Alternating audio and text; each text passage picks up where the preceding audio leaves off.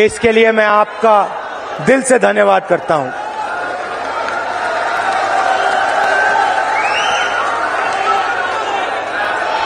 अडवाणी जी ने अपनी किताब में लिखा था, उन्होंने एक किताब लिखी थी और किताब में लिखा था कि जो आरएसएस और बीजेपी की सच्ची लेबोरेटरी, मतलब सच्चा कारखाना गुजरात में नहीं है मगर मध्य प्रदेश में है, ये उनका कहना था। तो जब मैं इस भाषण की तैयारी कर रहा था तो मैंने सोचा, अडवाणी जी ने कहा था कि मध्य प्रदेश उनकी लेबोरेटरी है, उनका कारखाना है, तो चलो देखते हैं आरएसएस और बीजेपी की लेबोरेटरी में, कारखाने में ये क्या क्या काम कर रहे हैं। 2-3 उदाहरण आपको देना चाहता हूं। बीजेपी की लेबोरेटरी में मरे हुए लोगों का इलाज किया जाता है और उनका पैसा चोरी किया जाता है। हिंदुस्तान के किसी और प्रदेश में मरे हुए लोगों का इलाज नहीं होता है, मध्य प्रदेश में मरे हुए लोगों का इलाज होता है और पैसा चोरी किया जाता है।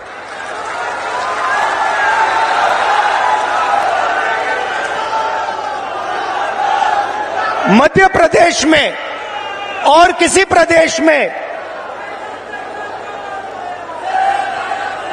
शिव जी, भगवान शिव से चोरी नहीं की जाती है, मध्य प्रदेश में महाकाल कॉरिडोर में शिव जी से चोरी की जाती है।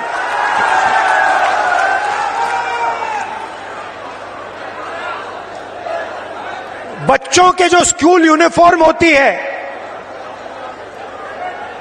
उनका मिड डे मील का भोजन का पैसा होता है, वो बीजेपी लेबोरेटरी में उनसे चोरी की जाती है। मध्य प्रदेश के भविष्य से, छोटे छोटे बच्चों से चोरी की जाती है।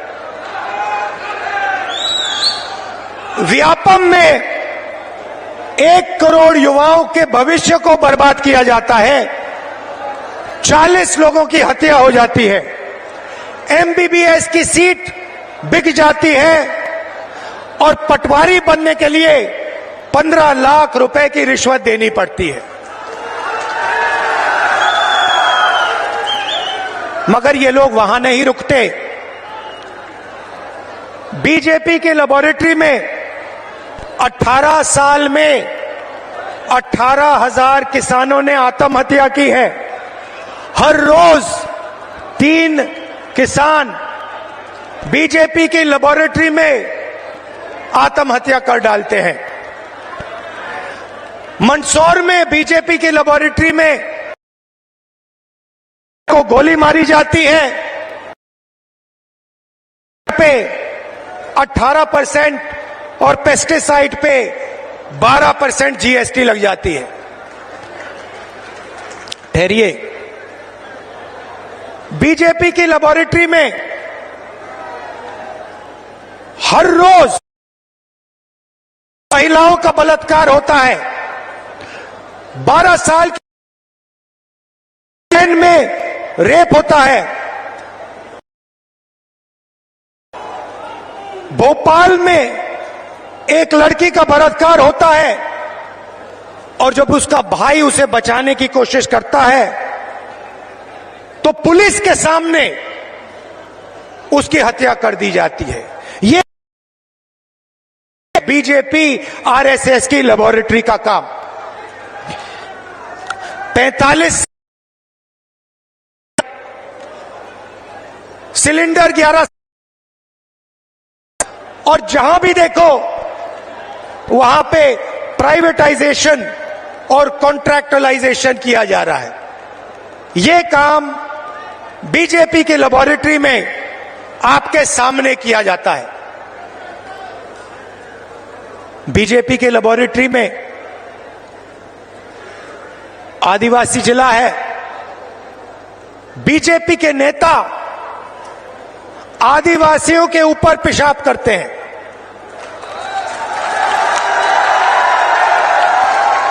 यह मतलब था आडवाणी जी का जब उन्होंने कहा मध्य प्रदेश में आरएसएस और बीजेपी की लेबोरेटरी बनेगी, को करके दिखाया है। आदिवासियों के बीच आया हूं तो आपके बारे में थोड़ा कहना चाहता हूं। देखिए, शब्द बहुत जरूरी होते हैं। जब कमलनाथ जी भाषण देते हैं, हमारे नेता भाषण देते हैं, भाषण देते थे, मैं भाषण देता हूं, ऐसी शब्द का प्रयोग करते हैं। आपने हमारे मुंह से कभी वनवासी शब्द सुना है? आदिवासी शब्द बीच में फर्क क्या है? आदिवासी शब्द का मतलब हिंदुस्तान के वासी जो यहां पहले आए थे। आदिवासी शब्द का मतलब जब पहले हिंदुस्तान आया, पहले लोग जो यहां रहते थे, जो इस जमीन के मालिक थे, उनको हम आदिवासी कहते हैं। मतलब यह कोई खोखला शब्द नहीं है। इसका मतलब हिंदुस्तान की जमीन, जल, जंगल पर आपका सबसे पहला हक बनता है। यह है इसका मतलब। दूसरी तरफ वनवासी मतलब आपका जमीन पे हक नहीं बनता, आप तो जंगल में रहते हो। इसीलिए बीजेपी के लोग, बीजेपी के नेता आदिवासियों पर पेशाब करते हैं। और जब कोविड का समय आता है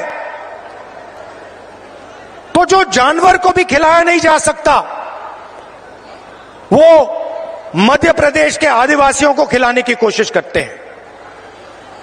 सड़ा हुआ अनाज आपको देते हैं।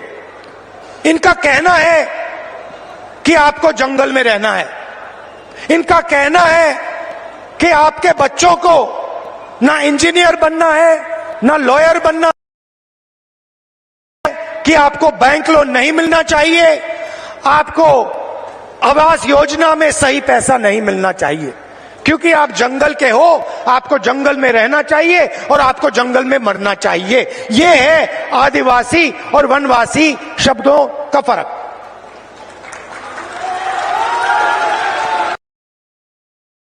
साफ है।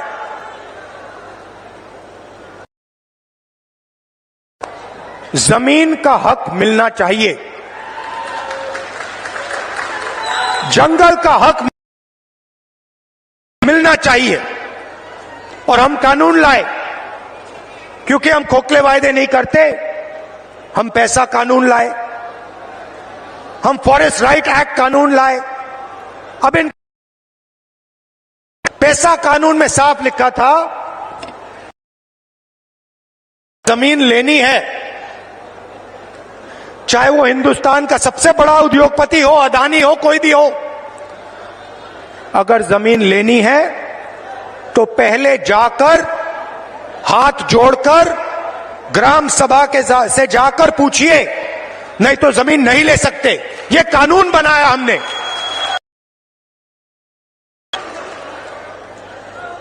बीजेपी कहते नहीं, आप वनवासी हो, आपका जमीन पे कोई हक नहीं बनता, ग्राम सभा से कुछ पूछने की जरूरत नहीं, फॉरेस्ट डिपार्टमेंट जो करेगा वो करेगा, आदिवासियों का इसमें कोई हक नहीं बनता। और पेशा कानून को, एक्ट को उन्होंने रद्द कर दिया।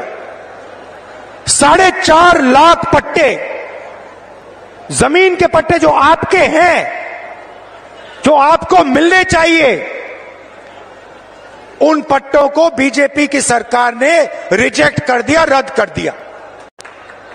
क्योंकि वो कहते हैं भैया आप आदिवासी नहीं हो, आप वनवासी हो, जमीन का तो आपका हक बनता ही नहीं है। सरकार ने 3.5 लाख पट्टे आपके हवाले कर दिए थे।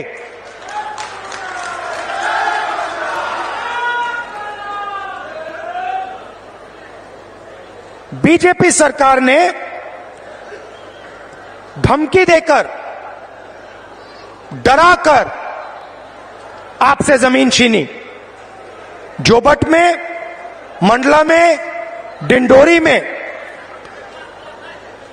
आपने धरना की, आप खड़े हो गए, आपने कहा हम आपको जमीन नहीं देना चाहते, मगर हिंसा के साथ सरकार के बल को प्रयोग करके आपको हटाया गया और जो आपका है आपसे छीना गया। जल, जमीन और जंगल, मैं आपको यहां गारंटी देके कह रहा हूं, जो आपका है वो आपको हम वापस दे देंगे। जो आपकी जमीन का हक है हम आपको दे देंगे। अब मैं आपसे अब एक मजेदार बात बोलना चाहता हूं। इस बात को आप गहराई से सुनिए, क्योंकि ये आपके भविष्य के लिए बहुत जरूरी बात है। देखिए, हिंदुस्तान की सरकार को 90 अफसर चलाते हैं, कैबिनेट सेक्रेटरी चलाते हैं और secretary to the government of India चलाते हैं। हिंदुस्तान सरकार का कोई भी निर्णय हो, छोटे से छोटा निर्णय, बड़े से बड़ा निर्णय, मनरेगा कैसे बनेगा, आदिवासी बिल कैसे बनेगा, डिफेंस का पैसा कैसे खर्च किया जाएगा, ये सारे के सारे निर्णय अंत में ये 90 अफसर साइन करके निर्णय लेते हैं। भाई और बहनों, बीजेपी के एमएलए और एमपी नहीं लेते हैं। बजट का कैसे प्रयोग किया जाएगा, हिंदुस्तान में जो जीएसटी का पैसा लिया जा रहा है, गरीबों से छीना जा रहा है, वो पैसा कैसे इस्तेमाल होगा, ये 90 अफसर निर्णय लेते हैं। अब मैंने पार्लियामेंट में भाषण में कहा कि 90 अफसरों में से 3 अफसर ओबीसी वर्ग के हैं। और मैंने कहा कि भैया ये जो पूरा बजट है, इसमें से सिर्फ 5% बजट ओबीसी अफसर डिसाइड करते हैं। अगर हिंदुस्तान की सरकार 100 रुपए खर्च करती है तो ओबीसी वर्ग के अफसर 5 रुपए का निर्णय लेते हैं। अब मैं आपसे सवाल पूछता हूं, मजेदार सवाल। अगर हिंदुस्तान की सरकार 100 रुपए खर्च करती है और ओबीसी के अफसर 5 रुपए का निर्णय लेते हैं, तो आदिवासी अफसर आज कितने रुपए का निर्णय लेते हैं, यह बता दो मुझे। भाई और बहनों, ये हिंदुस्तान, हमारे देश को चलाते हैं। आप मुझे बताइए, अगर हिंदुस्तान की सरकार 100 रुपए खर्च करती है तो आदिवासी अफसर कितने रुपए का निर्णय लेते हैं? जब मैं आपको बताऊंगा, जवाब दूंगा, आप हिल जाओगे। शर्म की बात है। भाई और बहनों, 100 रुपए में से आदिवासी अफसर 5 रुपए का निर्णय नहीं लेते भाइयों और बहनों, नहीं, 1 रुपए का भी निर्णय नहीं लेते, 50 पैसे का भी निर्णय नहीं लेते, 25 पैसे का निर्णय नहीं लेते भाइयों और बहनों। हिंदुस्तान अगर 100 रुपए खर्च करता है तो आदिवासी अफसर 10 पैसे का निर्णय लेता है। इससे बड़ा आदिवासी वर्ग का अपमान किया जा सकता है क्या? नहीं। इसीलिए हम सवाल उठा रहे हैं, आदिवासियों को इस देश में आज क्या हक मिलना चाहिए, कितना हक मिलना चाहिए, ओबीसी वर्ग को कितनी हिस्सेदारी मिलनी चाहिए, एससी वर्ग को कितनी हिस्सेदारी मिलनी चाहिए, यह सवाल है देश के सामने। इसीलिए हमने कास्ट सेंसस की बात की है, इसीलिए हम कास्ट सेंसस चाहते हैं, जाति जनगणना चाहते हैं और हम करवा के दिखाएंगे। भाइयों और बहनों, आप देखिए, पहले नरेंद्र मोदी भाषणों में वनवासी कहते थे, जहां भी जाते थे पहले कहते थे वनवासी। मैंने एक भाषण किया, मैंने कहा नरेंद्र मोदी जी, आप आदिवासियों का अपमान मत करो, आप ये वनवासी शब्द कभी फिर से प्रयोग मत करो। अब आप देखिए नरेंद्र मोदी जी का भाषण देखिए, अब वो वनवासी नहीं कहते, अब वो आदिवासी कहते हैं। मुंह से आदिवासी शब्द निकलता है, दिल में वनवासी शब्द है भाइयों और बहनों। मुंह से आदिवासी, दिल और दिमाग में वनवासी। हमारी नीयत साफ है, दिल से आदिवासी, दिमाग से आदिवासी, मुंह से आदिवासी, कर्मों से आदिवासी। हम यहां आपको झूठ बोलने नहीं आए हैं भाइयों और बहनों। हमारी गारंटी सुन लीजिए, मैंने आपसे कहा था आपकी जो जमीन है उसका हक आपको मिलेगा। जाति जनगणना की मैंने बात कर रखी, पार्लियामेंट में रखी, हम करवाएंगे, चाहे बीजेपी करवाए ना कराए, हम उन पे ऐसा दबाव डालेंगे, ऐसा दबाव डालेंगे, उनको करना ही पड़ेगा। अगर नहीं करेंगे, परे हो जाओ, हम करेंगे। भाइयों और बहनों, छत्तीसगढ़ की सरकार ने काम शुरू कर दिया, कर्नाटक की सरकार ने काम शुरू कर दिया, राजस्थान की सरकार ने काम शुरू कर दिया। कहां तक भागेगी बीजेपी, कहां तक दौड़ेंगे? मध्य प्रदेश में हमारी सरकार आएगी, पहला काम हमारी सरकार का सेंसस कर देगी। क्यों?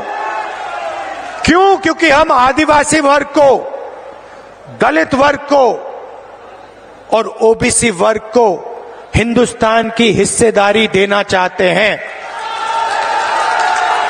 मेरा सीधा सवाल है, अगर हिंदुस्तान में 50% से ज्यादा आदिवासी वर्ग है, तो दिल्ली में 90 अफसरों से सिर्फ 3 ओबीसी वर्ग के क्यों हैं? अगर आदिवासी वर्ग 10-15% है, तो 100 रुपए में से सिर्फ 10 पैसे का निर्णय आदिवासी वर्ग क्यों ले रहा है? यह शर्म की बात है। इसको हम बदलने जा रहे हैं और पहला कदम का सेंसस जाति जनगणना है, पहला कदम। मैंने कमलनाथ जी से कहा, कुछ दिन पहले मैंने कमलनाथ जी से कहा, कमलनाथ जी आपकी एज क्या है, आयु क्या है आपकी? हाँ,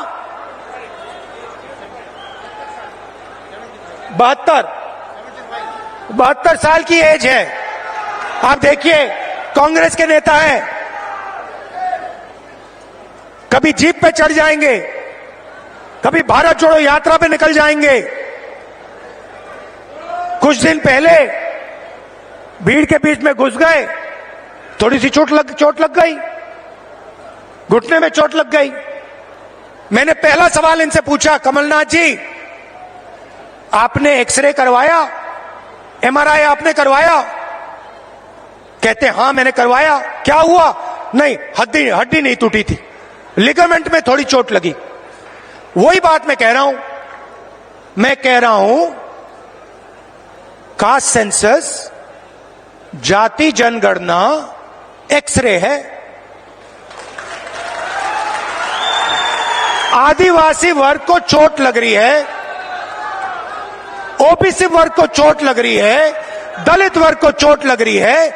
चलो पता लगा लेते हैं, एक्सरे कर लेते हैं, दूध का दूध पानी का पानी हो जाएगा, साफ हो जाएगा पूरा। अब मैं नरेंद्र मोदी को चैलेंज दिया, मोदी जी आप प्रधानमंत्री हो, देश का एक्सरे करा दो। कांग्रेस पार्टी ने जाति जनगणना की थी, उसका जो डेटा है मध्य प्रदेश की जनता के सामने, ओबीसी युवाओं के सामने रख दो। कभी नरेंद्र मोदी जी पाकिस्तान की बात करेंगे, कभी अफगानिस्तान की बात करेंगे, कभी साउथ इंडिया की बात करेंगे। क्या मतलब? इधर ध्यान करवाएंगे, उधर दिखवाएंगे, ऊपर दिखवाएंगे, नीचे दिखवाएंगे। अरे नरेंद्र मोदी जी का सेंसस है, जाति जनगणना, उसके बारे में अपने भाषण में बोल दीजिए। अब मध्य प्रदेश का हर ओबीसी युवा, भाई और बहनों, मैं आपकी बात कर रहा हूं, आपके भविष्य की बात कर रहा हूं। आप बेरोजगार क्यों हो? समझो, बेरोजगार हो क्योंकि आपके लोग हिंदुस्तान की सरकार को नहीं चला रहे, बजट के निर्णय नहीं ले रहे। कल भाई और बहनों, ओबीसी भाई और बहनों, युवाओं, प्रेस कॉन्फ्रेंस हो रही थी मजेदार, मुझसे सवाल पूछ रहे हैं मोदी जी के बारे में। इजराइल के बारे में अलग अलग सवाल। एक दलित था ना एक आदिवासी था, यह सवाल है हिंदुस्तान के सामने। सवाल का जवाब हम निकालना चाह रहे हैं। ओबीसी युवा हैं कितने, उनकी भागीदारी कितनी होनी चाहिए, यह हम जानना चाह रहे हैं। नरेंद्र मोदी छुपाना चाह रहे हैं सच्चाई, बताना नहीं चाह रहे हैं। इसीलिए वो कभी पाकिस्तान की बात करेंगे, कभी वो साउथ इंडिया की बात करेंगे, कभी वो चुनाव की बात करेंगे। 15 लाख रुपए वायदे नहीं। मैंने आज कमलनाथ जी से कहा, रणदीप सुरजेवाला जी से कहा हेलीकॉप्टर में आते हुए कि देखिए वायदे वो ही करने हैं जो पूरा हो सके, नहीं तो टाइम जाया मत कीजिए। हम सच्चाई बोलना चाहते हैं, हम मध्य प्रदेश की जनता से मोहब्बत करते हैं, हम झूठ नहीं बोलेंगे। तो सच्चे वायदे मैं आपको बता देता हूं, कर्नाटक में किया, यहां हम करने जा रहे हैं। माताएं और बहनें, पहली बात आपके लिए, 1500 रुपए हर महीने आपके बैंक अकाउंट में। मोदी जी ने 1000 रुपए का सिलेंडर बनाया है, सरकार आते ही 500 रुपए का आपका सिलेंडर आपके घर में मिल जाएगा, 1000 रुपए आपको देने नहीं पड़ेंगे। 100 यूनिट बिजली मुफ्त में, और हमारे आदिवासी भाइयों के लिए, बहनों के लिए तेंदुपत्ता 4,000 रुपए का। कहना चाहता था, इतनी गर्मी में दूर से आए, आपने इतना प्यार दिया, इतनी मोहब्बत से आपने मेरी बात सुनी। और सिर्फ आपने नहीं, मध्य प्रदेश के युवाओं ने टीवी पे आपने मेरी बात सुनी, समझी, और इस बात पे आप निर्णय लेने जा रहे हो, अपने भविष्य पे आप निर्णय लेने जा रहे हो। इसके लिए दिल से मैं धन्यवाद करता हूं आपका। जहां भी मेरी जरूरत हो, जब भी मेरी जरूरत हो, चाहे आप किसी भी वर्ग के हो, आदिवासी हो, कोई भी हो, किसी भी धर्म के हो, आप सिर्फ मुझे बुलाइए, मैं हाजिर हो जाऊंगा। दिल से आपका धन्यवाद।